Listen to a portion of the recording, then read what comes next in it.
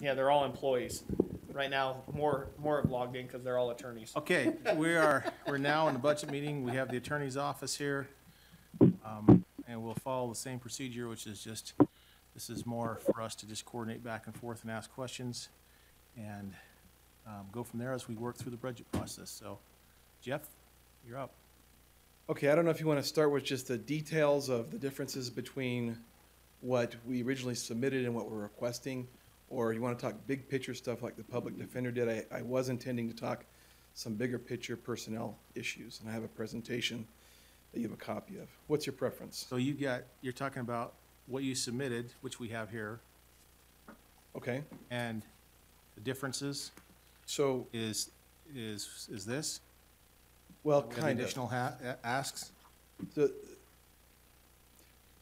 When we did the budget process, I'm not sure what you have, maybe Deneen can help me, but, so we didn't know that you started with 2016 actuals and then talk about additions.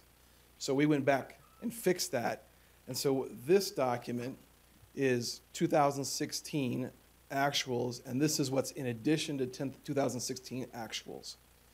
So if that's where you want to start, is that what you're asking, Commissioner? Okay, start there.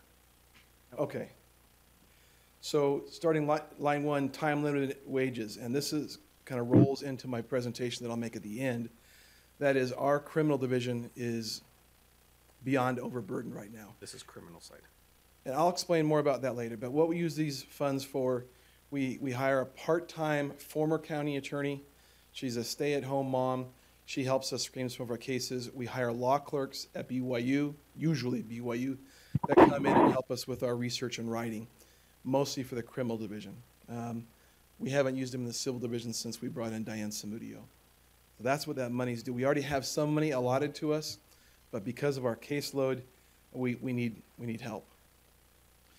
Line two, I just ask, what'd you have last year? 25,000, is that right, Haley? 25,000? So you still leave, so there's still 25,000 in your budget. You're asking to increase it to. Well, no, that was last year. 2016 actuals, we had.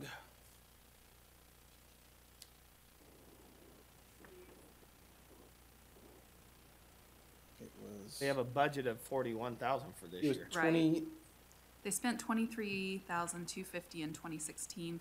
Their budget for 2017 is $41,125, of which they've spent $26,419 as of the most recent pay period. So the 16,750 actually keeps them in line with what they had for 2017 budgeted. That's right. That's correct. Okay.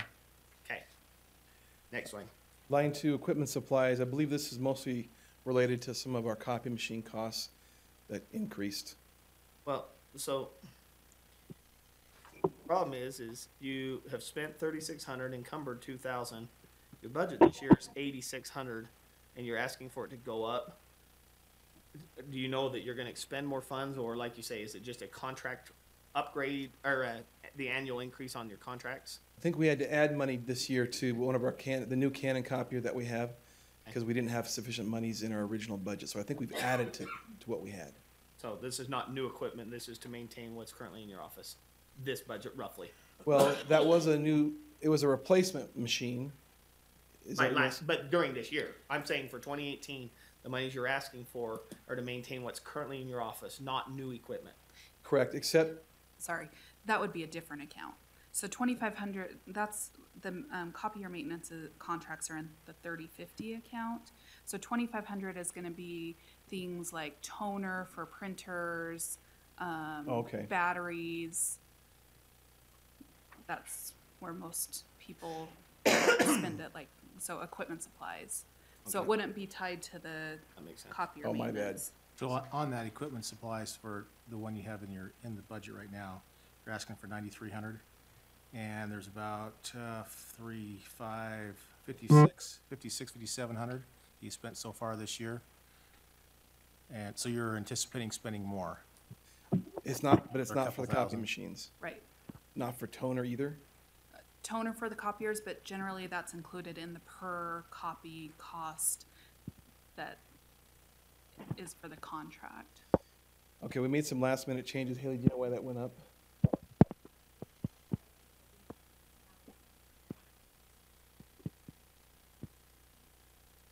from last year. So there was transfers out of that? Out of the, what you had 8,600 in it, in the budget Can line? you show me what you're looking at so I can be on the same page? Yeah. We're looking at your 41,450 Okay. account, Oh, I'll give you that, yeah, I'll give you that, sorry, I'll give you the number. and on then it. we're looking at account that is titled the 2,500 under your 41,450.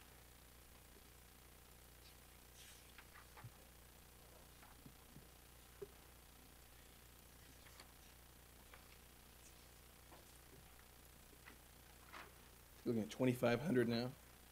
Yeah, the 2,500. Yeah, 2,500. So there's been, in 2017, there's been two transfers out. One was to add a feature to a copier that was purchased last year, like a puncher, it looks like, about $400. And then another transfer was to refurbish a desk. Oh, okay. So there's only been $719 transferred out. Okay, so I think we do anticipate spending the entire amount that we had. So, Plus- so this is the question for me. 2012, 7,500. 2013, 8,500. 2014, 9,900. Okay. 2015, 7,000. 2016, 4,533. 2017 so far, 5,600, including 700 of transfer. So the trend is obviously like this. So you probably have equipment years. What makes that more than double what you had 2 years ago? What's going on? I wonder if that's my error, because I thought that was the copier costs. Okay, just if you want to look at that one and potentially Yeah. even resubmit or give us some better numbers so we don't spend too much time on that. Looking at number 2. So the reason why, because so this 1,800 that you have on here is in addition to what you already have. That's. It's in what I addition to 2016 actuals. Yeah, it's Oh, yeah. because, so the 2016 actuals is 4,500, so you're asking for that $1,800 in addition to that. Correct. But Deneen, am I reading this right? And So then why if does it say says- 93, If it says 9375, is the 16 or the 1,800 in additional to that? Because the 9375 Yeah. would have been a number they plugged in, right? Hold on for 2 seconds. Let me bring it up because the numbers had to be revised and I didn't get an updated copy to you before the meeting started. So let me just bring up the Again, comparison. So, Part of the confusion is that I didn't know we were supposed to use 2016 actuals as FYI, the next year base. we're using 2017 actuals. so the way that it worked out, okay, over high level overview is all departments received staffing plan reports as provided by HR and detail of their internal service leases for motor pool, telephones, radios, building space, computers. And then in addition to that amount, they were given a memo for an everything else. And that everything else memo was based upon sort of a comparison between 2016 actuals and also what 2017 was, and maybe using an average if there was a large differential between those two numbers. So in the case of the attorney's office, I should also mention that it did not include one-time costs. So those were backed out. So for example, like in the attorney's office in 2016, they purchased a copier. That wouldn't be money that would be allocated every year because once the need was satisfied, it's not Right. an ongoing cost. So when the attorney's office got their number, it was $275,000. Their comparative number for 2016 was $255,000. So it's about $20,000 to $25,000 more than what they had in 2016. So when we say it's based upon 2016 numbers, there was some increase that was built into that. So just that's background information. So the 2,500 number that they spent in 2016 was 4533. Their total request for the 2,500 account is $9,375. Okay. Their budget was able to accommodate $7,564, so the 1,811 Gets is into the that 93. right, exactly. Okay. That helps us knowing what So we're that, looking at and on that, his sheet. and that happens with every single one of these. So number one with the time limited, same thing. Right, so, Because we're at 40, actuals was 23. They're Right. asking for 16,750. Yeah, because if you Right. take 16,750 plus that 23,250 and 16, that gives us the- 40. their Yeah. total request is Okay. 40,000, That helps right? us know. Right, So, Okay. but the numbers that we have on this, on the sheet that you prepared, is, comes to a total down at the bottom in the way of everything else. right. So there were some changes to that. So for example, on the line for expert witnesses in the 3,100 account, right now there's an amount that shows on your sheet that should have been 0. It is showing 0. It is, Where? No, it's not. Yeah, on the sheet from Deneen, it shows 0. You're talking about the 3,100? Uh-huh. it's Mine the has- first. Oh, the I'm first- sorry, there's 3 lines for Yeah. 3,100, I'm sorry. Yeah, the expert witness one, that should be 0. And then down below, the minor equipment in 7420, that shows 11,700, that should also be 0. And so it came in at, not on your sheets, but it did come in at the 275,000, $275,000. Okay, that should be 0 on the request because they have it in here on the addition That's right. for the 1170, and then the $50,000 for the expert witnesses. That's So it should be 0 on the expert so witness. 0 on that one as well. Right. On his additional request, On No, the ours. additional On request ours, should be right. 50 on Ours, on and then the with the summary. additional request, it would, we need to it would fund bring it back up. potentially expert witnesses. Okay. Yeah. Right. So this year, we have 16 pending homicide cases. We're about as high as we've ever been.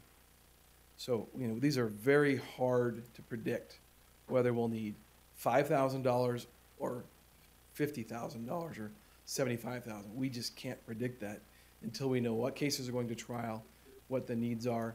Do we have to send stuff out for independent testing that the crime lab can't do? Because those costs we don't have to pay, the Utah Crime Lab. But if we have to go to Sorensen, for example, we did this year, we sent items for DNA testing, it wasn't DNA, at Sorensen Labs.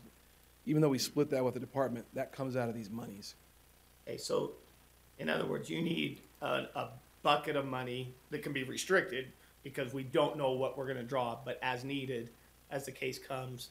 Do you have more than like a day's notice on this so that Sure. if we restrict it, we don't have to say, you call us up and say, I need an early check release? Well, you know how I feel about restricted, so I know won't you do, belabor but- that argument, But the problem is no. when you tell me it's an unknown, to me, that screams restricted because we've got to have some of Sure. those controls in there. Last year, what you did is you put $10,000 in our budget, and the rest was in restricted. Right. And that worked out fine. I didn't have any problems. And so you're anticipating more just because you've never had it, at least on 16. ours, we've never seen it at 50,000. We have more pending homicides. In the last few years, we've tried more SVU cases than the past probably, every year the SVU trials have gone up. So it's mostly homicides and SVU cases where we use these witnesses or this testing. And those are going up, yes. And again, I can't tell you that in 2018 they're going to be more or not. If something ends up settling or, whatever, we just don't know. Yeah, right, okay. And then we covered the minor equipment one. So then the rest, the promotions, I think we've talked about this before, but in the attorney's office, go ahead, Greg. We've talked about them every year, and they're still this is a tough one for the commission. And the reason isn't because your people aren't doing good work.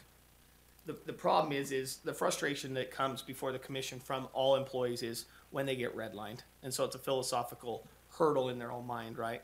It's not that people aren't deserved money.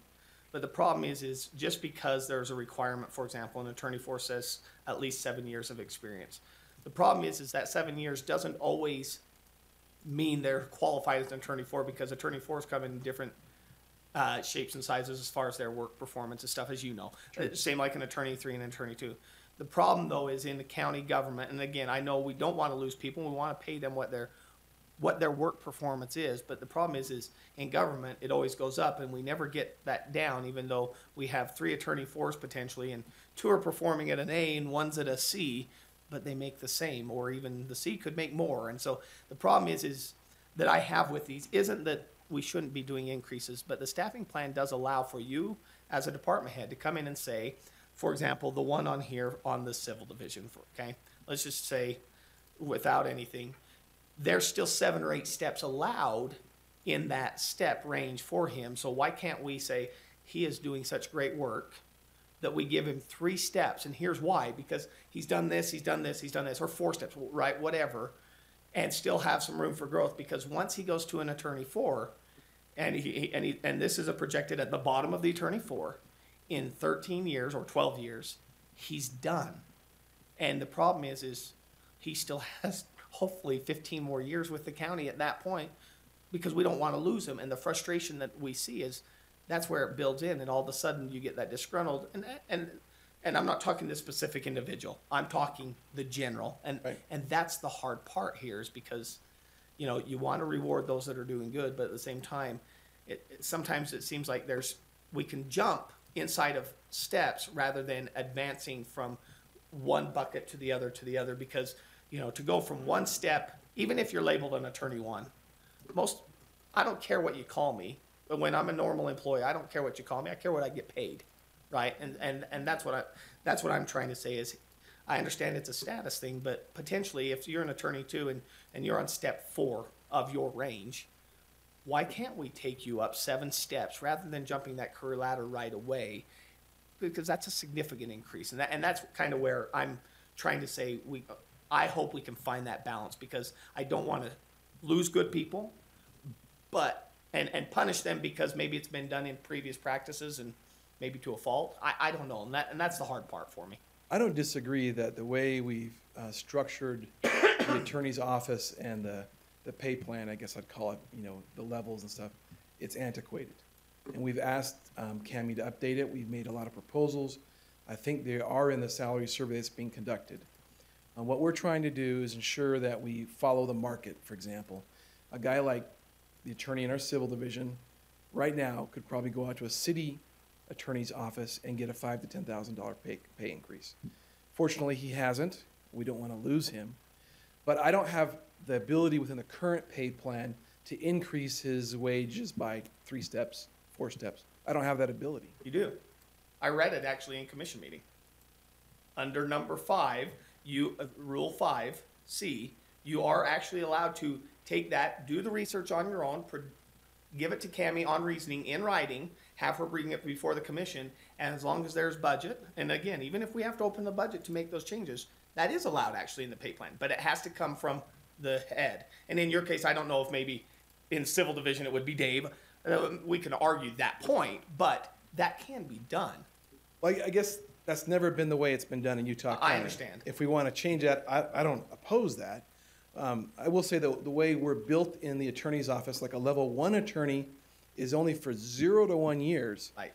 Even though there's 10 steps, or 13 steps, it's not ever intended for that attorney to remain on those steps. Frankly, if they can't figure it out by year 1, we're going to let them go. They're never going to hang around long enough as a 1 to get to step 5. So if we want to change that plate, which we do, I'm happy to do that. Well, we've asked CAMI to change it. But what we are trying to do is track what the other counties are doing, and that's mainly the class 1 and 2 counties. Right, but see, I guess what I'm saying is, you do have the powers as a department head. If you wanted, even in those attorney 1, and you're right, the clock that does say 0 to 1 years, which is weird, because, but again, after 2 years, that doesn't necessarily mean you're doing the same work as everybody, because, Sure. you know, depending on what your experience is, that's fine.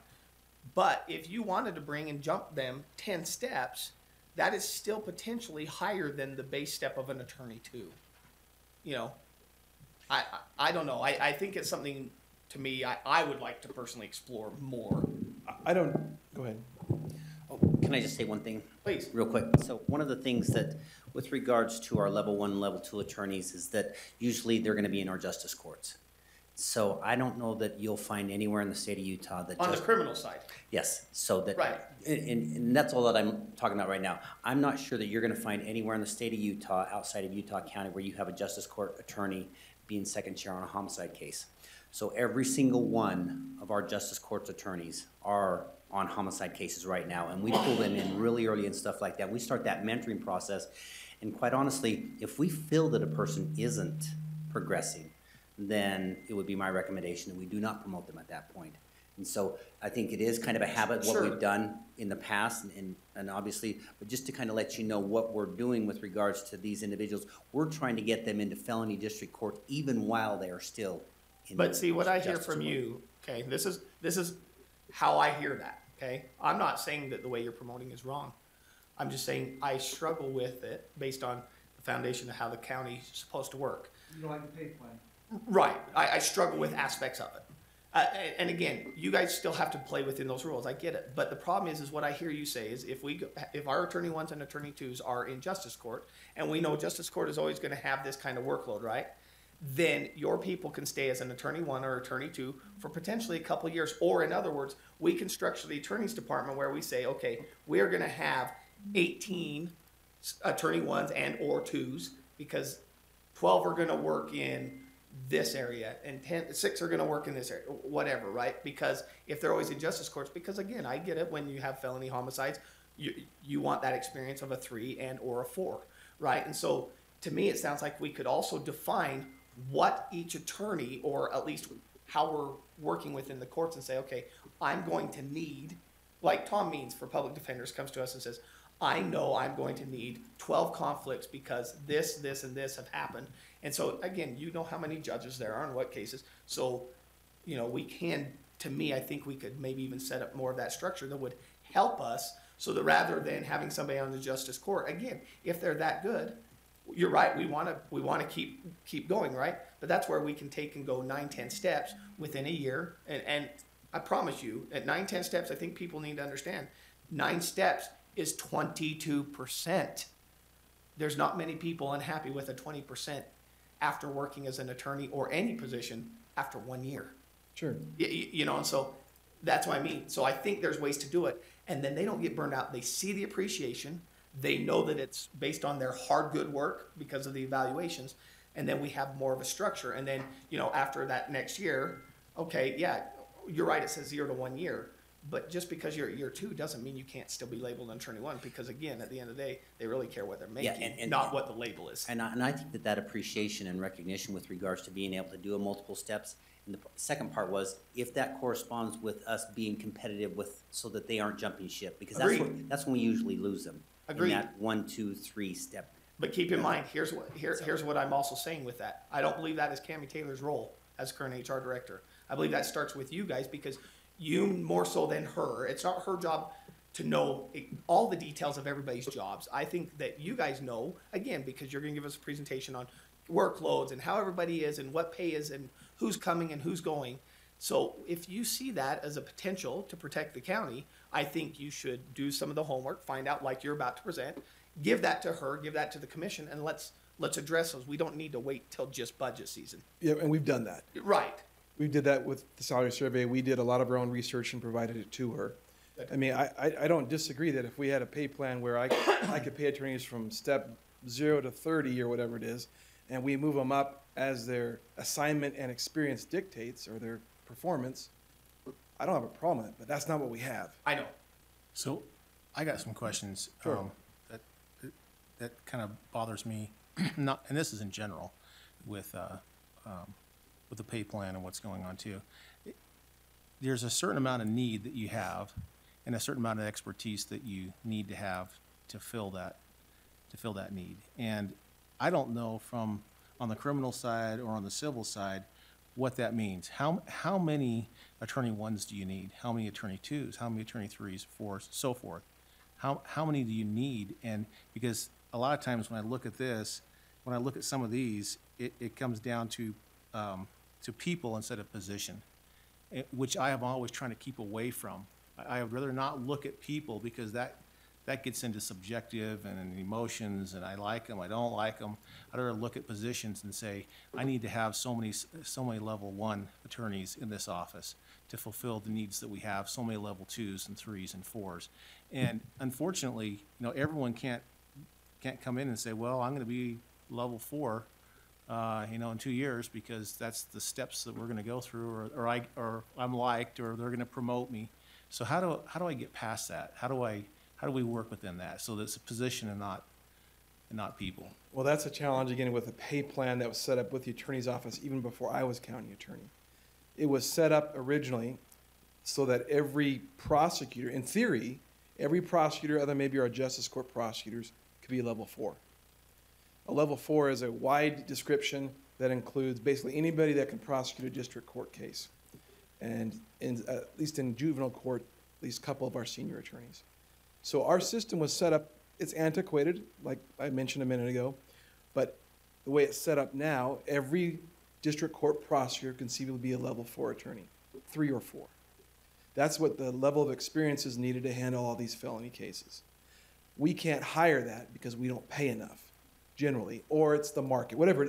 I'm sure Sim Gill in Salt Lake County has the same problem we do. But he has a lot of problems right now based on the news. He has attorneys coming in and out just because private practice, there's an allure to the money there, and but generally speaking, the skill level needed for district court practice is at a minimum a level 3 and more realistically a level 4. So I guess going back on what Commissioner Lee's question is, and this has been my, I'm sorry, did I answer your question? Yeah, kind of, but I still don't know how. Many? So let me put it in terms that, in a world that I worked in. And that is when it came to service on an HVAC. I knew that I'd like to have a technician that was 10 years experience going out, because usually the return on that on a business standpoint was a lot higher. The receipts coming back were higher because they knew. But there were times in which I couldn't fill it just because the demand that was coming out, and I'd send somebody else out there, maybe to level 2 or whatever. Right. But I have to have a certain amount of those that are just doing grunt work too, and doing some of the day-to-day stuff, or maybe running parts back and forth. And so to fill that staffing plan that I had to have a variety in there. And I couldn't take the apprentice and say, well, let's move you up and let's move, and then keep moving through the process. Then everyone crunches on this end, and then I have nothing down here, on the backup side. So I had to say, and there were times when I had nothing available. They say, well, I want to move to here. I had nothing available for them here, based on the needs and Right. that were there for us to function. Now, there would have been a lot of people I'd like to have moved them up, but I didn't want to lose them. But if I didn't have the business, back to the workload, Right. if I didn't have the business, I couldn't justify having anybody to move up to that and next that's step. my thing is, okay, I'm with you on the district court, right, versus the justice court. But I think based on your words, justice courts can be done by 1s and 2s. Right. And the others need to be done on 3s and 4s. Right. So I think what we're looking to you to say is, how many 3s and 4s do you need? And then let's freeze that. And as the need grows based on courts or court cases, right, then you add so that the load is still distributed, but you still have the same quality of attorneys defending the same type of cases for you. Same thing in the justice courts. And as courts are added, like we had to last year or whatever year they stuck us with that court, we do the same thing. Same thing on the civil side. And I think that's the hard part is all of a sudden, based on years, all of a sudden you have these attorney 4s. Well, on paper, then it would look like after 20 years when they all retire, well, all the county's in shambles because all you're left with is 1s and 2s. And the reality is and like Commissioner Lee's saying, that's the problem is you have these attorney 1s and 2s, and you're right, you're hiring them and you're hoping, but the reality is if some of those positions at the top don't leave, yeah, we are going to have turnover. But quite frankly, in government, I know this is offensive to some, but in government, that's where we maintain our savings by promoting and increasing this so much. Otherwise, we can't afford to stay current with tax rates and certain things. And so, because growth comes in slow and that's what I'm saying. And that's the hard part is I guess we're looking for more of a structure, but that has to come from you. I would really hate to have the commission and or the HR director come and dictate to the county attorney, here's how many attorneys you need. And because I don't know, I come to you because I know you know. Yeah, so let me answer the few questions that I think I'm gathering here. So how many 3s and 4s do we need? Probably 19. The district court prosecutors, which are 17, 2 juvenile court out of our 3+ need to be fairly senior. The justice court attorneys need to be 1s and 2s. We are not like a city attorney's office where we're handling Class B misdemeanors and below or a few A's. Every district court prosecutor we have is either first chair on a homicide case, second chair on multiple homicide cases, or they're in our SVU unit and they're doing aggravated rape of a child, sodomy of a child, all those kind of cases. Right. We're not the type of office. Your example is good, but it's a little bit different for us because we have to have basically experienced senior prosecutors doing those types of cases, which is basically everybody in district court. In a sense, we're a little bit like Tom Means, where all of his people are handling these really serious and ugly cases, where a person's liberties are at stake, potentially up to life. Our district court prosecutors do those day to day. We have to have experience there. The reality is, we've never had the problem where we could fill that many 3s and 4s.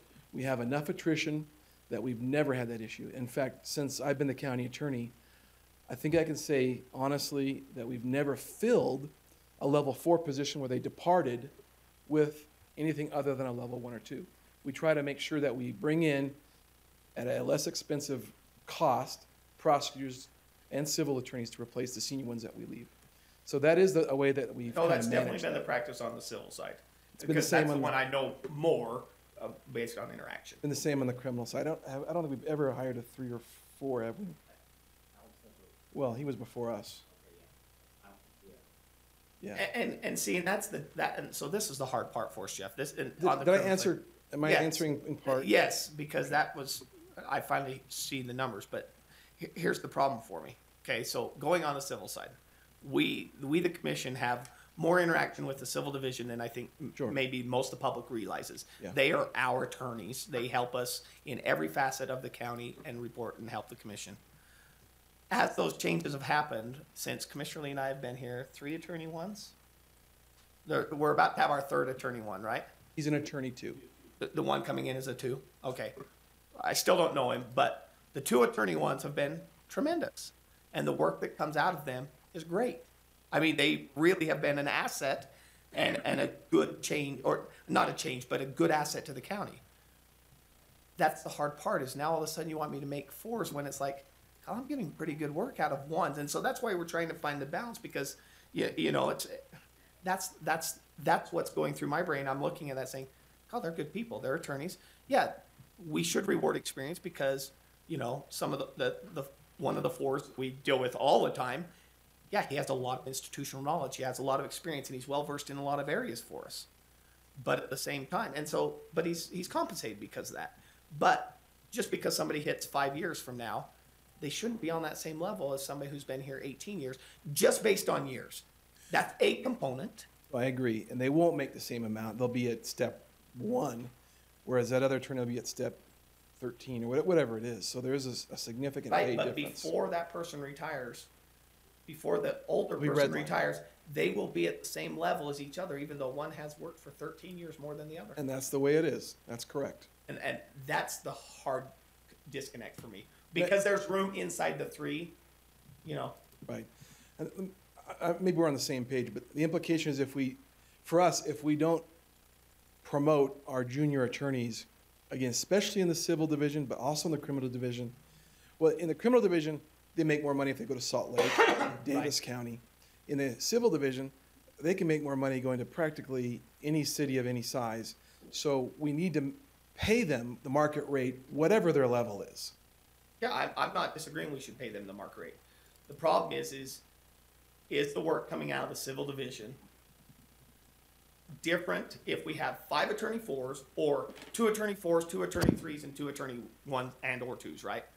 That's the question the commission is asking. Not if you take because a- if we can yeah. function in that manner in a budget, then we're kind of consistent and we can budget to it. If you take a snapshot in time, then yes, you can do that. And that's the But what we problem. can't do is grow the experience and maintain the level of expertise that the commission and the departments need if we hire and promote people with that system. Because what'll happen is you'll have someone at a senior level maybe retire or leave unexpectedly, and we won't have the experience level because that guy or girl who was a level 2 and we kept them as level 2 for too long, they're gone. And we lost that experience. Fair enough. And frankly, again, and maybe Dave, you can correct me, but even in the civil division, we had a time where most of them were level 4s, but I don't think we've ever had a time when they were all level 4s that I recall. In fact, I don't think we've had more we've always had at least a couple that were below level 4. It's just attrition's worked out that way. Sure. Well, it'd be nice. I mean, the idea is to hopefully get them all to a 4, because that means we got good work performance. They're here and they're working. I mean, that's always the dream. But at the same time, you know, in government, the savings comes from when some of those force leave, so we can replace them with one, Right. so. Do you want to talk specifics about the promotions? I will tell you that there is one in here, I'd rather not use names, but that has been eligible to be promoted for probably 3 or 4 years, when we talked about. And we have not promoted her. Her performance wasn't up to par, but in the last couple of years, she stepped it up. So we think she's ready to be promoted. Just FYI, because we're talking people, I'm not gonna do that publicly. But I'm personally gonna come and sit with you. I wanna know what to you that means that the performance has increased. Yeah. I'd like to know what that means for Sure. you guys. Okay, any other, I'm looking at this page, any questions about that again, other than the bottom part, which is really a different presentation? Yeah, let's do the Starting at presentation. Number 11? Are you at number 11? That's what he's saying is the Yeah, presentation. that's in the Yeah. presentation. So, you see it? Do you see it on your computers? We do. All right. You gonna put it up here? I don't, but I'll take your word for it. So. Well, It's a real pretty logo that says Attorney's Office Budget. Nathan, I'll send you a copy. Yeah, if you can just email me a copy of the slides, that'd be great. I will. I might try and watch the live stream here and see if that works. I'm sorry, what did you say? He's trying to look on the live stream. Oh, You won't see it. Lisa, would you We'll go go. grab Neil or somebody and have him see if he can come fix it? While you're still streaming. should I go ahead or should I Yeah, wait? go ahead. Yeah, go for it. All right, so a lot of what I'm showing you has been shown to prior commissioners, the prior commissions. I am to a certain extent a broken record, but it has become more critical than it ever has been before, in part, the workload problems in our criminal division, in part because of justice reinvestment, in part because of just the size of the county, and other than that, I'm not sure I can explain it. The police chiefs think crime rate is up, but it's hard for us to track that as quickly as they do. Our caseload intake doesn't really always match one-to-one what they're seeing. Well, based on the justice courts, they're wrong. Now, The justice courts have seen- changed dramatically. Yeah, big time. They're half what they were 3 years ago. Right, and that's because the legislature in 2015, I don't want to say decriminalized, but lowered the criminal penalties for essentially almost every traffic code offense and many, many other offenses. Bs went to Cs, Cs went to infractions, so that had a dramatic effect on the justice courts. Beyond that, I'm not sure why their caseloads changed. But as far as my office's What participation. year was that? 2015, right, JR, 14. 15? 15, I thought. Thought they said 14 in the justice court presentation. Yeah, It but feels like it's been 14. Yes. Anyway, no, I think it was 15. Okay. I was up at the legislature a lot that year. Numbers went before that. I know. Now, as far as my prosecutor's role at the justice court hasn't changed much, because we're not really handling those matters Right. unless they contest a traffic ticket, which does happen. But even Well, still, most of us just do traffic school. yeah. But the assaults, the domestic violence, the DUIs, drugs, we're still handling all those, and those haven't changed. The offenses are the same. So the National Prosecution Standards, I'm on the second slide. These are just general policy statements that says we've got to really track our workload and ensure that our prosecutor's not overburdened.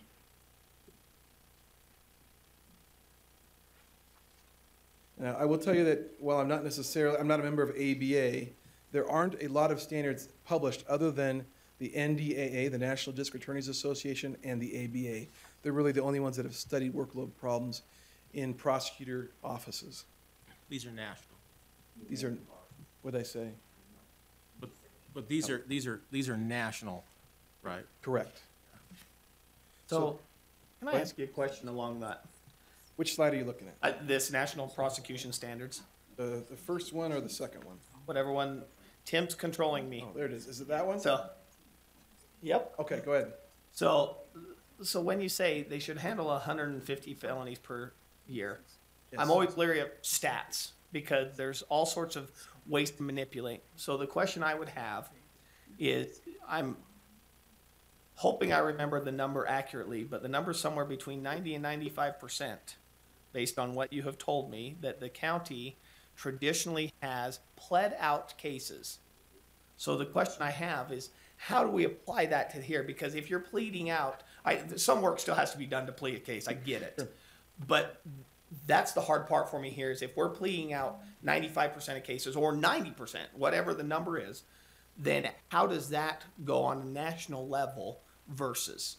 We track almost identical to the national. Okay. Again, there's not a big clearinghouse where everybody's putting that kind of data in one spot, but based upon what other offices do in our state, and what I hear in other states when I go to conferences, we're right on track.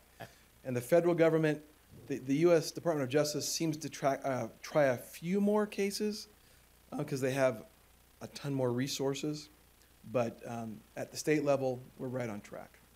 In fact, to be frank, we try fewer cases than we probably need to because of our workload. When a prosecutor's or a defense attorney is faced with, handling 200 active cases, so that's not compared to this 150 number. Right. That's just what's pending in his docket right now, and he's got a trial on something that, he can plea bargain maybe below what should happen, but he can get rid of that trial or that case has got to go on to the next one. That does happen. We try to prevent that, but it's an impossibility when your workload's too high. So again, the last bullet, the NDAA used to come in and do actual analyses of offices to recommend caseload numbers. They found it was just too complex, that what happens in Ohio is not comparable to what happens somewhere else.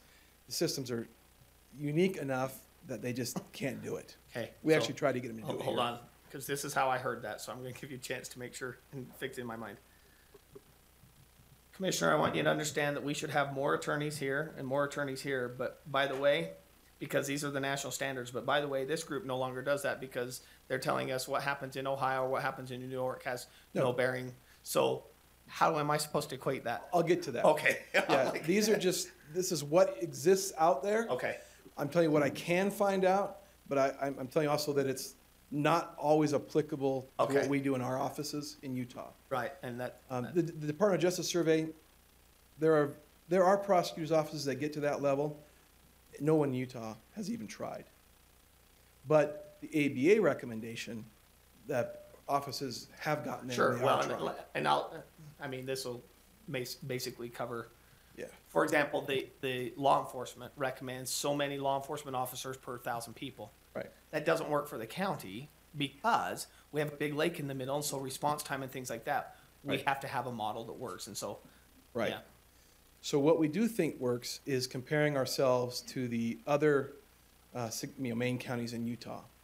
So we just recently polled, this is all 2016 data, which is post-JRI implementation, but appears to be reflective of what is going on in our office as well. And I realize the census numbers are low, but we just wanted to have a baseline for all counties. Kind of the takeaway from this, I think, is that prosecutors per capita probably isn't as significant, but the district court filings per prosecutor is significant. As you can see, we are almost double what Davis County is. We are, way over Salt Lake, Weber, and we're even above Washington County. That is why we're feeling a significant pinch in our criminal division. Next slide. So the statewide average, if you take out Utah County and you average Salt Lake, Davis, Weber, and Washington, their average number of district court filings per prosecutor per year is 170 cases, and we're at 240. Now, the second bullet there, I want to caveat that a little bit. We have not added a district court prosecutor since 2008. We did add a juvenile court prosecutor when they added a judge, and we added a prosecutor that works with the Utah County Major Crimes Task Force. I believe that was before you were elected. Is that correct? Not the judge.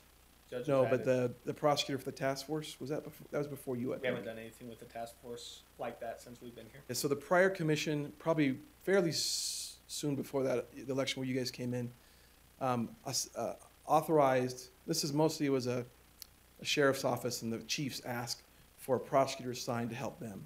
That prosecutor works tremendous amount of hours, especially at night, helping them with search warrants, all that kind of stuff. So we have not added to our district court anybody since 2008. Yeah, I'm pretty sure about that. Can I ask, You go this back. is a weird question for you. Yeah, You've been the attorney since 2008. yes, How many times have you asked for one? multiple times. If you say how many, I don't know, multiple times. That's okay. That's Multiple really times. my question. Okay. Yeah. The other shortfall is in our victim services. These are our victim witness coordinators. I will admit I didn't know we were this bad. I knew we were very pinched, but we are in dire need of help in our victim services. We have 1.75 full-time employees handling, 2,334 How many does the cases. sheriff's office has? Because they do the front end, you guys do the back end. If Correct. these, so how many do they have? 3.5? I'm not sure. Currently? Anybody know? I don't know. At least two. At least And then two, but I thought we Children's did a Just- half, Yeah, and Children's Justice Center also has some. because we did a half Spanish one. Then you're right, so at least 2.5, okay. Right. And they provide a different role in all the counties. So, right, Okay, next slide. So you can again see the average taking Utah County out, the statewide average is 797 cases, and we're triple that. I don't know, almost triple that. Since I started in the Utah County in 1997, we haven't added any additional victim witness coordinators. Again, I will admit I've only asked a couple times for that because I always felt that the need was more dire for prosecutors. But it's the same. When I asked, I was told no. well, And let me they calculate. have asked in the sheriff's department, but they've asked through grants. So they have been grant funded. And is one why of it's out ours whack. is grant funded already. So, it's a little, I did start in 2007 and the economy tanked in 2008. So some of those years while I was asking, it was obvious that the budget was in trouble anyway. So for us to get to just an average caseload, we need an additional 3.5 advocates. Next slide. So this, as we add prosecutors or attorneys of any sort, we need support staff. So if the commission were to allow us to have the 7 prosecutors, we would need 5 to 6 additional support staff. That doesn't make sense to me. Say it again? How come every prosecutor doesn't have support staff? They do, but we don't have one prosecutor with one legal assistant. Oh, okay. One legal assistant, we have it divided up in, actually, it's not, I can't even. So legal assistants can handle more of a caseload than the prosecutor? Um, I'm just kidding. Well, in a sense, we just don't have a choice. Yeah, Yeah, so they don't just necessarily handle 2 prosecutors, they may do 1 prosecutor and then they'll have functions doing other pieces of other work. But it averages out for us, 0.85 per attorney. And that's about on par. I have no idea how Weber County does it with 3.5, no idea. And they're a lifesaver for us. we gotta go up there and see. All right, thanks, Tim. Next.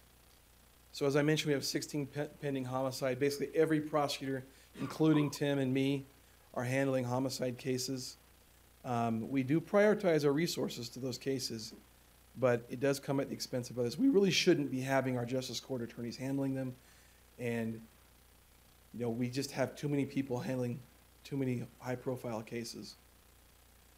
Our SVU case, though, this is an acute. Is Go there a ahead. potential when you haven't, and I'm hoping this is an outlier. We all, obviously, we always hope this is a trend that's a blip, not a trend.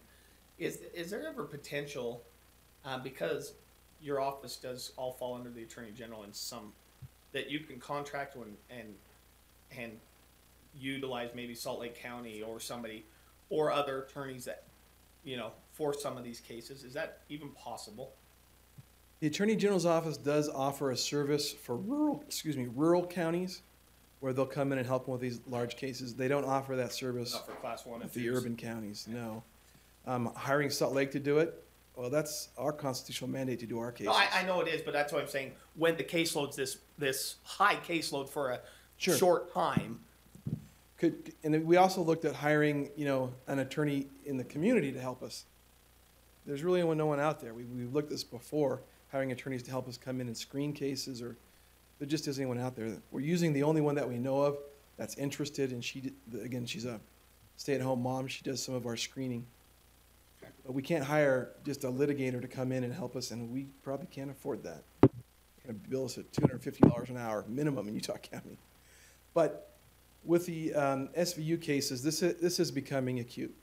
We have multiple times, Tim and I have modified the definition of what an SVU case is to pull from their caseload because they're just getting overwhelmed. So what I wanted to provide you today, in fact, was a tracking of our SVU caseload over time. The problem is I can't because we were pulling cases from them over the last few, we've probably done it 3 times. Yeah, let me just give you an example. Some of the cases that we're doing that. So what we've decided is that domestic violence cases have historically gone to the SVU cases. Since we have such large numbers there, we have taken all those domestic violence cases and distributed them amongst all of the attorneys in the office because there's so many sex cases regarding child and adult sex cases that tends to be almost exclusively what they do. Sex offender registration is divided out amongst everybody. Travelers, people who come from out, enticement of individuals over the internet, stuff like these types of cases. We've just had to distribute those amongst. They belong in SVU, but because of their caseload, we just pull them out. And the other consequence of that is not just that our other These seven prosecutors that you're asking for partly will do SVU. Yes. Okay. The other consequence has been our 2 1.75 victim advocates. They work basically exclusively with our SVU team because that's all they can handle. And they can't even handle that, but, let me rephrase that. The workload's too high for them. They handle it very well. They're very competent. I know very that's competent. not what you were saying. But when we pull these domestic violence cases out, they don't have access to those victim services like we want them to have and they should have. We've tried to compensate for that, but the fact of the matter is they're not getting as good a service as they should be getting, and as we're constitutionally required to do. So that is a problem, pulling the SVU cases out of SVU. All right, next one. You know the top one. You heard it at some of your meetings. The second bullet, case intake. Now, the way we've tried to become as efficient as possible in our office is we've created a screening team. So we have basically 4 attorneys that do nothing but screen the cases. Basically spend all day screening cases. It's a tough assignment. But we found it's much more effective or efficient to do it that way and allow our line attorneys to not have to screen.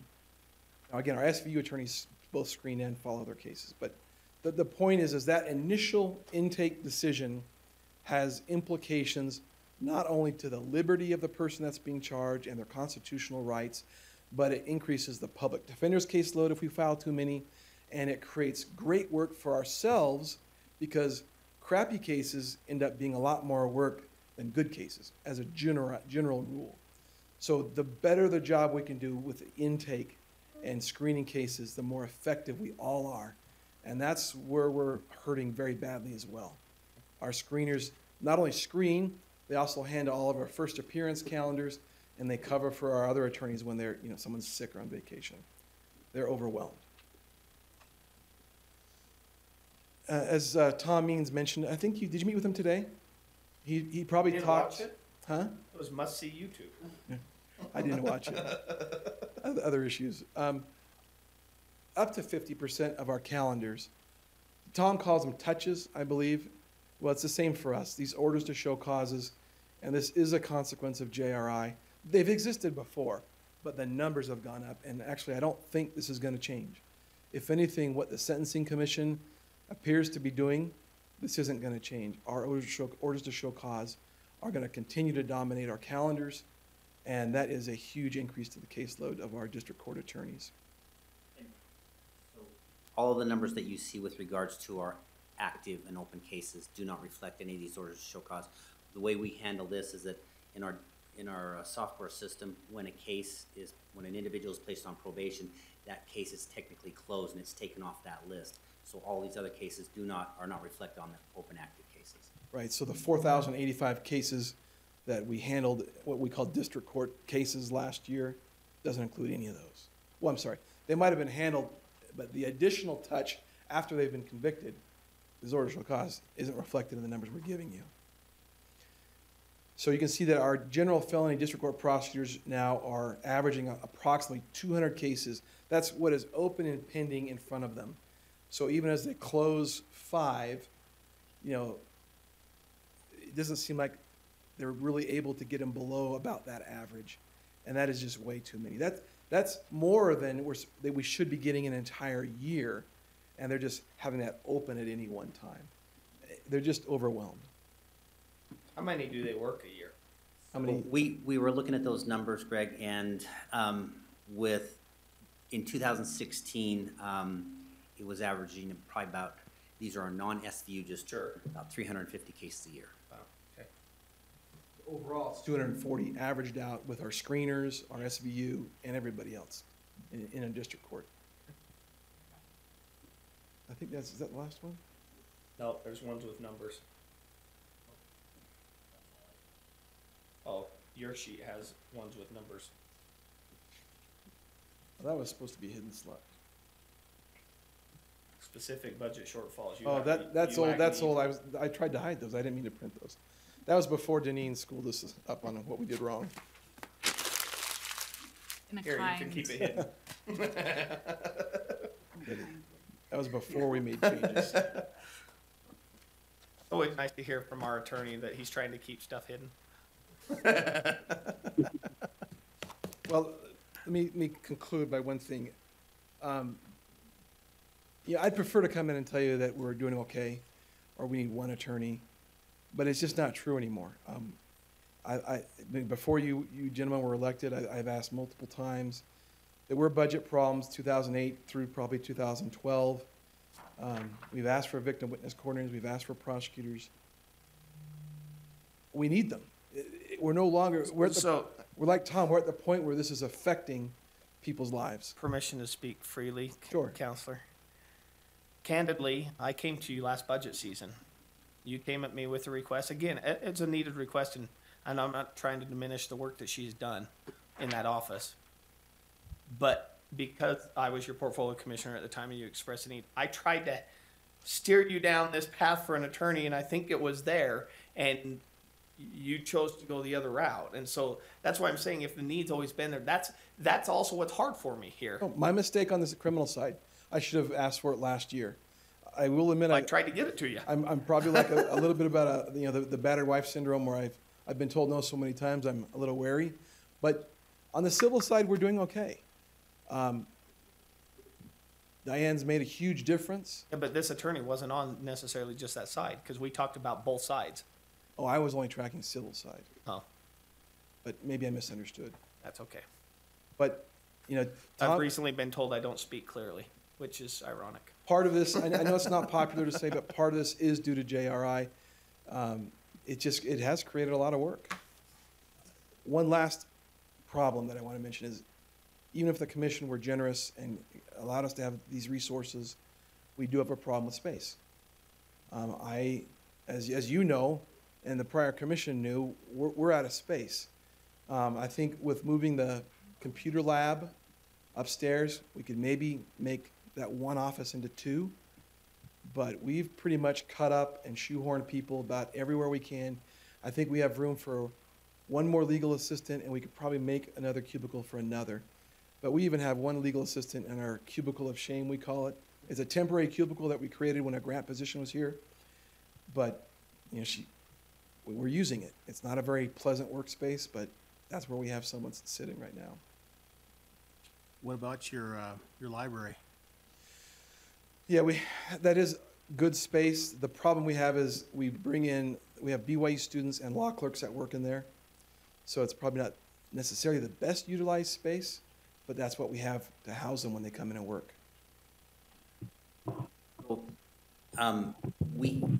We host clinic students, the BYU new law clinic, and so we'll have at least 3 to 5, and they will come and they'll do some work there. But normally what we'll do is that we have externs, and we'll also have anywhere from 3 to 5, and so we bring them in there, we give them, they have to have access to our network, and so we have the computer set up in there, and so, yeah, it's not utilized all the time, but it is a very important place for them to utilize, to sit and, you know, do the research, the writing, be able to be here in our office, so they can touch base with the attorneys on a regular basis and ask questions.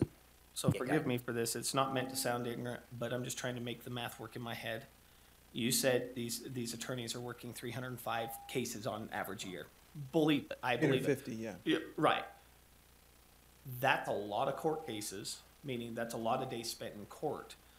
My question is have you guys looked at potentially, because I've walked through there, they're not there every day, because again, I know they're at court. I'm not saying they're not working. That's not the inference here at all. Have we looked at potentially doubling up space? Because again, their caseload's so high, and even adding 4 or 5 attorneys, their caseload's still gonna be high, and they're still gonna be working. So, you know, sharing offices, not everybody needs these grandiose desks and office spaces. You know, because again, you can meet in the law library, you can meet in the conference room, you can schedule any room in the building. Have we looked at all those options? And that's gonna be my charge to you, is to look and see if we can think outside the box. Again, I know it's nice to have our own space, but, you know, I mean, I know why the civil division, they all need their space, because half the time I've closed the doors on every one of them and had those discussions. I don't know the criminal side as well. I'm just asking to think outside and see if there's potentially a way to utilize the space we have while we're going through this process.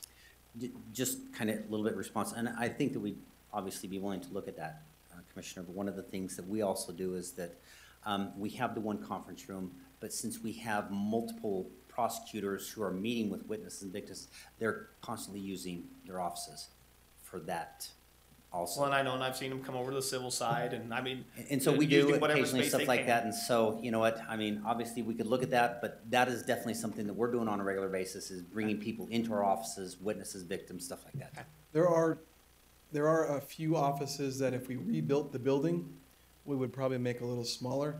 But they're in particular the corner offices where you can't really rebuild them Sure. and make them add another person in there. It would be very expensive, I think, to rebuild it in a way that we could effectively add more offices, unless we got rid of our conference rooms, you know, our library, things like that. You have one conference room on one side and one on the other side too. Correct. We have the main criminal conference room, which we don't even fit in anymore, our criminal division. We have a civil division, one right over here. And then the investigations bureau has a small conference room that they use to interview witnesses. And that's where. For some reason, that's the only place my key doesn't work. Bureau, they have evidence storage in there. They I have to know. have chain of evidence. They let me in if I'm nice. That's about it. They don't always let me in, I'm not nice. Pretty much nobody in our office gets a key to that except for, I think, me.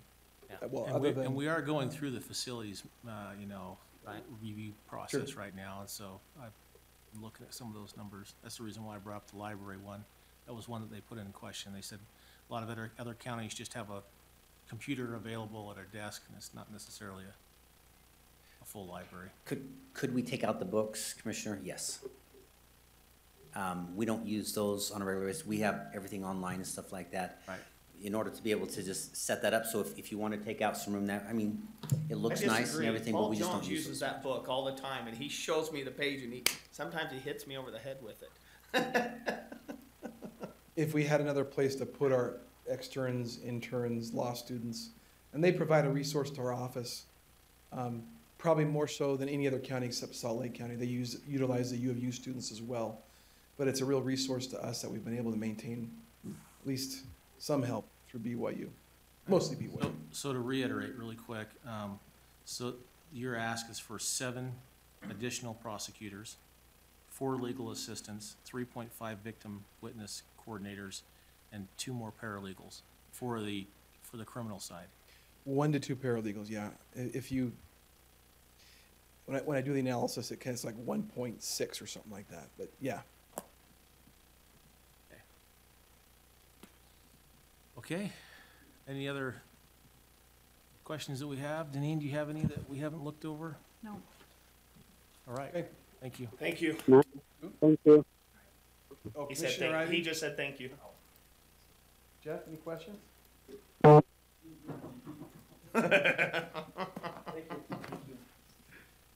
You still got black and white then, huh? You can start at this.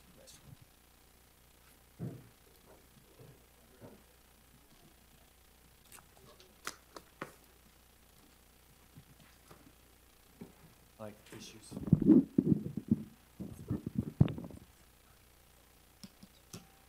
Waiting for a thumbs up. We good? Okay. All right, we will start. Commissioner Grez will be right back. This is the records management. And we got the files here. Are we gonna be working off the same sheet? I think so. The Okay. draft that we gave to Dean, Oh, yeah, you're working off that one? that's the only one I have. All right.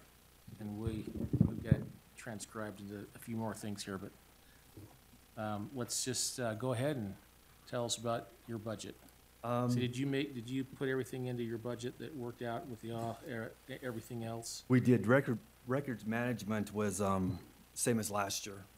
We just plugged the surplus that you gave us, the 21,000, it worked out fine. One thing that Helene did this year is, we have these big, vaults that we keep our maps in at the record center for subdivision maps. Helene has been able to save a lot of money. We usually have to ask every other year for about $4,000 to $5,000 to buy these things because they're fireproof. Things have to last forever in our office.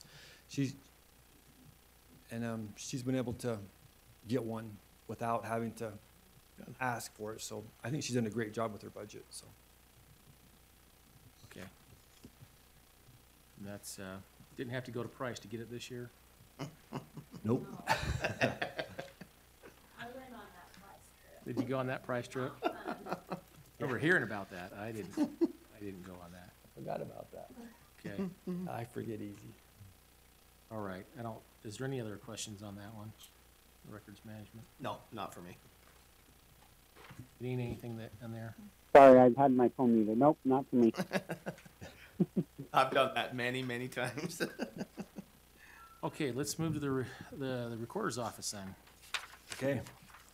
Walk us through this one. We are asking this year for a couple of things. What we need. We have one position that a lady is working that she's going to retire in March, and we have another staff member that we'd like to move into that position, but we'd like So to. we're just talking on the additionals, okay? Yeah, exactly. So when you say add responsibilities, what's gonna be the position change? Cause that's a big amount, so my real question to you is that amount what the new position will be at? It will be. Okay, so it's not really that much of an additional, No, not at all. so, That's the total. right, so the question is what I'd wanna see you amend that, because that's what I thought that's Okay. what's going to be. I see So, what you mean. yeah, so right now you've put that in at 72,282, which is the total for that new position. What's the increase? I don't have that number. I should have had that. Do you have what the one retiring is? What is Shirlene Bear?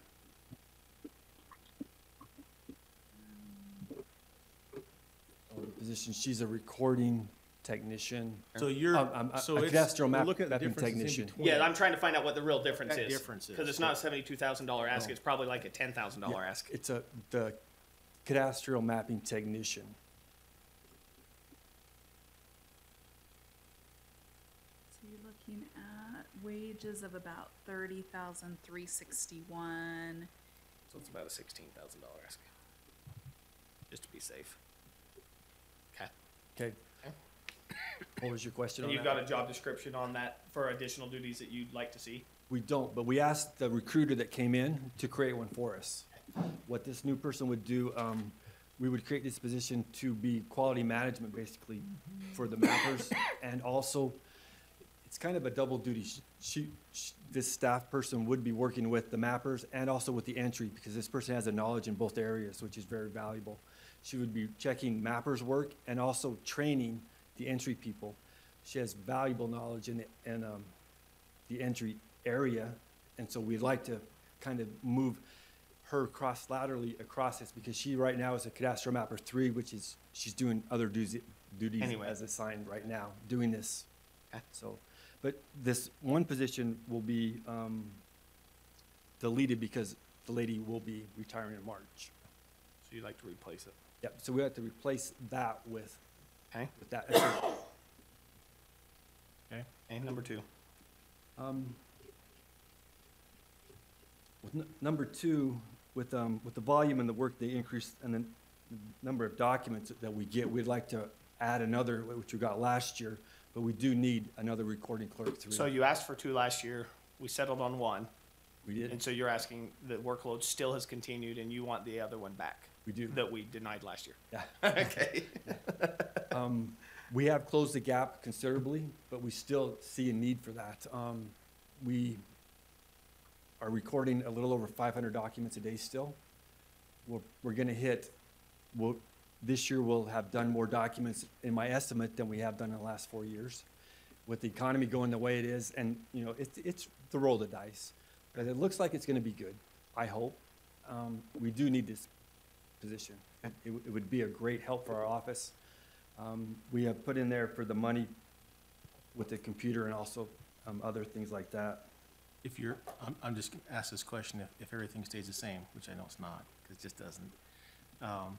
If everything stays the same and you're closing the gap, how long would it take before that gap is closed?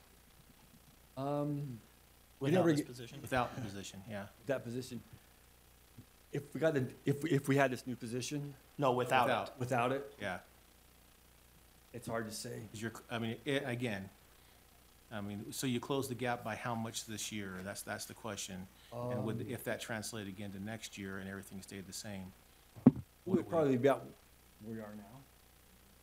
We're about, if a document is recorded today, you don't see it in entry for about a week to 2. And, So this other person helped us close that by about 6-7 days. exactly. We used to be, when I we was had gonna say more last people year, on- if I remember the number, it was 21 days. Oh, yeah.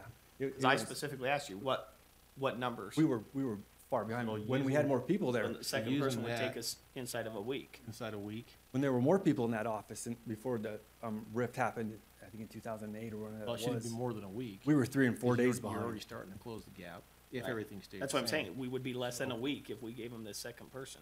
No, without the second person, you're still closing the gap. Well, but he's saying now what he That get said. to a plateau. what- and that's measure- what he measure said. the We're gap. kind of, we're kind of So like, you're at the we're doing the best that we level can with what we have right now. And we're about of, 2 we weeks wouldn't be out. closing any more of the gap, is what you're saying. Oh, if we would be. No, without the person. Oh, without the person. Yeah, without the person. What you said earlier, and this is You're what at we're trying to maximum, clarify. you're at maximum maintain it. level of closing the gap is what You you're would maintain the anticipating. gap at your current level. You feel like you've closed the gap all you can with the one position. Pretty much.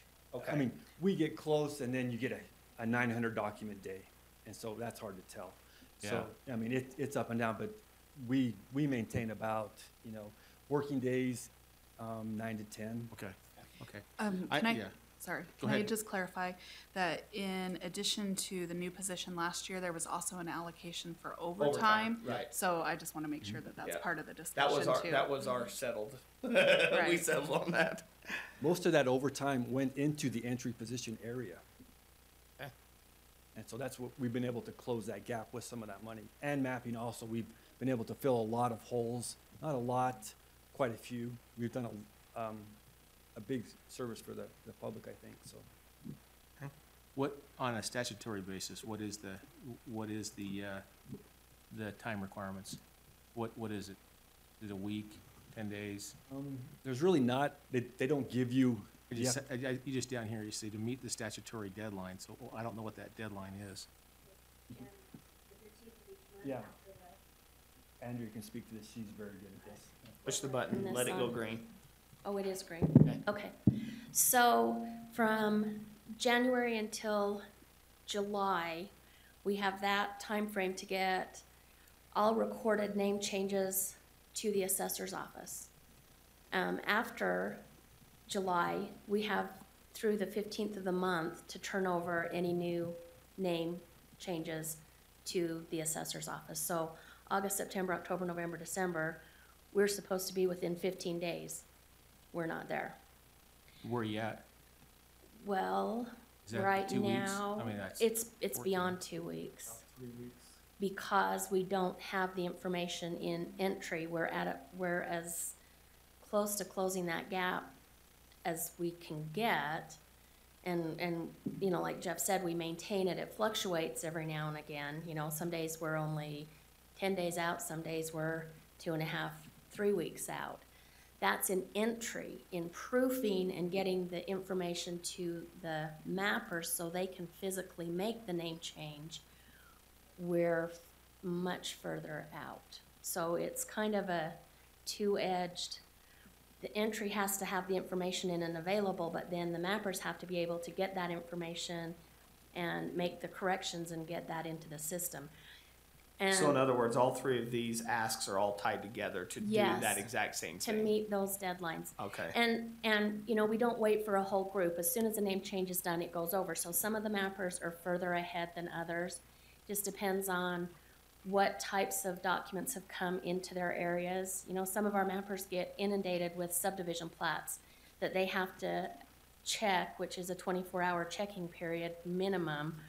Usually they can meet that deadline. Sometimes they're a little bit longer than the 24-hour, but often this last, 6, 8 months, we've had cities bringing in 5 and 6 developments at a time, and it's not just a one-lot development. It's 185 lots on one plat that everything has to be checked and, We have to input it to make sure the math works. yeah, that the math closes, that the lots are the way they're supposed to be, that the ownership is the way it is. Before that can be recorded, which then starts the process all over again, because then it ultimately ends up back on the mapper's desk, and they've got some of the work done because they've pre-checked. So on the back end, it goes a little quicker on a subdivision map, but the front end is slower. So those are the statutory deadlines, and that's so that they can get the valuation notice sent out by the clerk auditor and the tax notice sent out by the treasurer by those mandated dates when they have to have those out, July and October. Okay. Good, and then number 3 ties into the same conversation, Yeah, just with the mapper. Yeah, we would need an additional mapper, you know, to help us do that. We would like to do more with our mapping. Our GIS system is one of the best in the nation. You're already done. You can, Yeah. no, you're doing a great job. That's all we talked We about. just need to continue that. You know, we don't want to be a plateau. We have some of the best developers downstairs helping us. You know, if we had another person up there, we could do more. You know, we do a lot. That's what we have, so. So 4, 5, and 6, I'm going to ask you the same question that I ask everybody else. What have they done? So I kind of beat up the attorneys on it. Why to a 2 to a 3? Like, Yeah, why?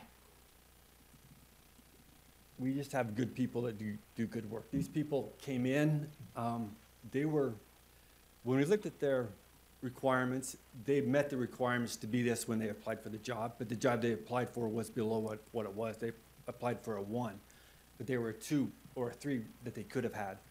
And the work that they've been doing now, especially with the entry, they deserve it. They have been working hard.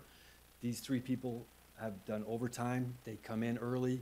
These are people that, these are the newer people that we just hired, and it's just, they do good work. It's hard to explain it, you know? Okay. We appreciate what they do, and they appreciate us. They appreciate working for the county, especially Valerie. She commutes. I'm not trying to specify or anything like that, but they really like working here. Yeah, good. And we try to make it a fun place in our office. So, but they do excellent work. They're entry people. They, like Renee, they're plugging all day like this. They're just doing data entry. And the numbers, they do triple digits. They do 200-300 documents a day that they create in entry that are recorded. So they can put in almost a whole day between 2 of them. And so we just feel like they Don't want to deserve lose it. them. Yeah, That's- definitely. So that's the We don't reason. want them to go other places, so. Okay. On this career ladder advancement that you've got for them, is that taking them to the bottom, the first step of that 3? It is. Okay. It would, I think it would be the first or the second step in that area. We don't want to put them up, you know, at Right. markets, That's just at the midpoint. Why I ask. Yeah, I think on my things we had for both of them, we were putting them in at, for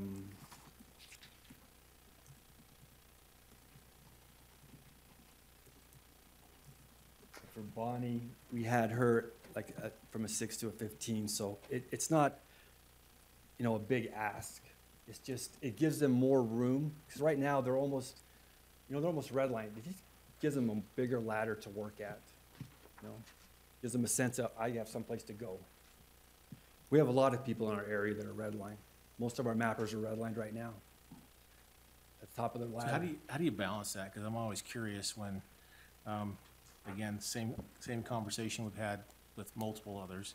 That is, how many clerks two do you need in your department? How many clerks three? My fear is always that we're advancing people, but we're not holding positions that are needed. So how do you keep and say, I need 10 clerk twos, I don't know what your numbers are, and 6 clerk threes, and so that's what we need, and that's, if we have that, then there's no room in that group instead of just promoting people. We're not, well, the people, we do promote them, but the clerk two does more than a clerk one. Like, they can handle money. Sure. They can do more of the job, you know, they can do more, they can supervise, Right. they can train. So how many? How many do you, how many, I mean, so you're promoting people, there's 3 of them out of here, out of clerk 2, so They would all be clerk threes, and they could all be. how many clerk 2s do you have right now, not counting this? I mean, counting them in there. Two. Well, you have 3 that are, so there'll be 5? 5 with these. 5 three. with these 3? With these 3, yeah. So so now do you have a deficiency in there, where you only Has have 2? twos. So you You only because have don't 2 2s? You don't have enough people that can handle money. Because you're not looking to move anybody from a 1 to a 2, and if We don't have ones. Is that what you mean? We have a ladder system of recording clerk 1, recording clerk 2, and recording clerk 3. And as after so many years, they become available if qualified and proficient to move up to that next ladder. And Even if that group above is full with what Yes. you need? yes, Okay. if you give us the fundings. But when they do make that step, it is because they are taking on additional responsibilities and very proficient in what they're doing. Sometimes, yes, we do need more than 2 people who can do the money. If someone's on vacation and someone calls in sick, that leaves the supervisor to do first and second counting of the money. And we follow the process that there are double counting people to ensure that we're meeting the qualifications that the state auditors want for us to do. And I will say, we always get really good ratings. We've had good training, and, you know, we adhere to the guidelines that we've been given. And sometimes, you know, it just happens that there is someone who's not in. And if someone's on vacation, it doesn't happen regularly, but it happens. And then we're scrambling to find another person who's qualified to do that counter check and balance of the monies to fulfill that position and then we've pulled them from another area to do that task. Okay. All right. And it's a little the same in the mapping. Most of our mappers who are at the top rung, Mapper 3 and redlined, have been here for 15 years. I mean, it's not like they were here for 2 years and all of a sudden they're a Mapper 3. There are many of them who, I mean, most all of our mappers have built their careers here at Utah County because of the atmosphere and the pay and the opportunity to move up in their chosen field. Yeah. And that's the reason why I hate the 13-step thing. We only have 2 mappers that are mapper 2s. Most of our mappers are mapper 3s. Because of years, and not because we just put it. But the knowledge that they have is, you can't replace it. question for you on your memo for additional thing that you put. the date of pages and document numbers as of what? When did you create that yourself? For 2017, that was the end of September. Or it was when I turned it into. So roughly 3/4 Yeah. of the year's done. And that was, So if I play that to conclusion, if I take the document numbers, you're still looking somewhere probably between 150 and 120 by the end of the year? Yeah. Okay. I do have a projection, like, that doesn't take into account, like, the fees on this is for recorded documents, this isn't. Right. Take in the $10,000 that we get in the back room for, you know, copies and fees and stuff like that. Right. There is a little bit of change in there, so. I think right now, we did a report, how much we're taking in. Yeah, this one, like, as of today, we've recorded, we're over 100,000 documents today. Okay. And we got $1.8 million, so we're gonna go over 2 million. And we got two Well, months the only reason I ask is because the document numbers, obviously, when you ask for additional money for overtime, to me, that's where the workload to help offset comes in. That's why I wanted to know where we're kind of at, in my mind. Sometimes the document numbers can be misleading, because when you get a subdivision, that's one document, Right, but that can constitute 100 new numbers. sure. You know, so it's kind of misleading. We create a lot of new parcels to be taxed off of one document. So one document number can be misleading that way. You know, so you have to take. Well, but that's why I'm saying, as long as we're still in that 115, 120 range, you're right. I know the pages can fluctuate, but that still means that same workload's roughly there, is what in my mind is where I'm at. What we look at is how many parcels do we create in a year? Okay. You know, based on the document count. Yeah, the document count's there, but how many of these documents split a parcel? Do you have a report that shows how many parcels you've created every year? We do. I Not with wouldn't us. mind seeing, no, I know, I wouldn't mind seeing that if you sometimes email it to us. Okay, yeah, no, last year we did have one for that. It was quite a bit. Yeah. We break it down in our meetings quite often. So on the overtime, I've got one here for $10,000, that's the additional request.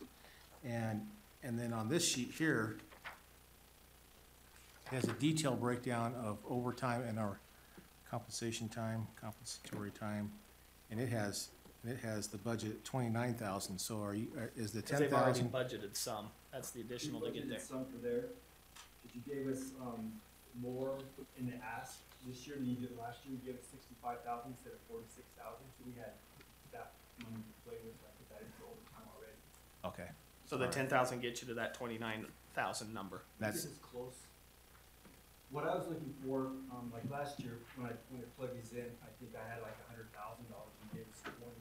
So what I did is I kind of dumbed it down a little bit to be half of that. The 20,000 was a great number. We quit overtime last pay period to see where we're at with it now. Because we think we're just on the cusp, we're almost running out right now. So I'm trying to stick with that number right there. okay, It's hard to say because some Yeah. of these mappers and people don't work the overtime, but they're employees, so we had to show them there. Sure.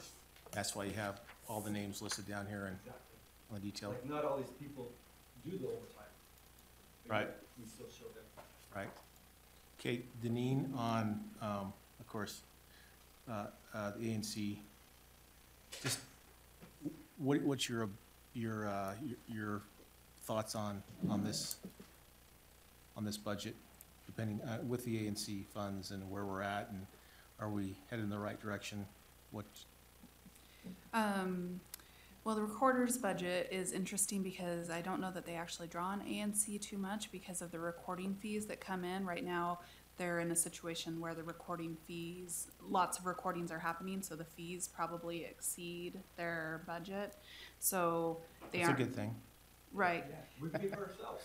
right? Well, and It's a good thing. actually, the way that those fees works is when they collect more than what their expenses are, that goes to the general fund. Right. So, So you project with those fees into next year that will continue, even with these additional asks? no, The additional ads would probably put the us as- additional ask, yeah, I think it's about it's almost break even, but it would look like it was about $10,000 that they would have to then draw on assessing and collecting property taxes. Of course, he is also trying to get legislation to raise the fees, which would then again put us, We wouldn't have to, we would put a lot back in the general fund. On our memo there, I put at the bottom, even if you did give us this money, we're still gonna be in our budget of last year with additional help. Yeah, yeah, and we appreciate that and the good work you guys are doing on that. yeah. I think it's somebody behind us on that. And can I also say thanks for not asking for Veridesk? And so you don't have anybody right now that's gonna run that legislation? Jerry Houghton from Tooele has talked to a couple of people, but he doesn't have anybody, nobody has stepped up and said, I'll do that. Cause it's the wrong year? Every year's the wrong year. Well, I mean, election year is what I was referring Every year's to. an election. Last year we thought we had it, nobody would step up. Everyone looks at it like it's not a tax, it's a cost of doing Pay for business. service. Yeah, They make it easier too for the title company. It really is one of the few fees that's a fee for a service rather than government calling it a fee where it's a tax. It really is. Is So- there someone in our delegation? Well, we're gonna have that so conversation. we're hopefully looking on at November 1st. November first, is what we're scheduling right now for the elected officials to be with. Yeah. Give you an opportunity there. The title companies are behind us on this also. I talked with them and they would like it too because they can structure their, HUD settlements and stuff easier than trying to, say, well, this is what it's gonna cost for this in 10 years. Because when they do a reconveyance on a loan for 30 years, they have to project that. Right. So it's a win-win for everybody, I think. And most states are going to this. Okay. All right. Well, thank you. Thanks for coming in. Okay, any other questions? Okay. Thank you. Yep. Y'all Friday. The three of you logged into one.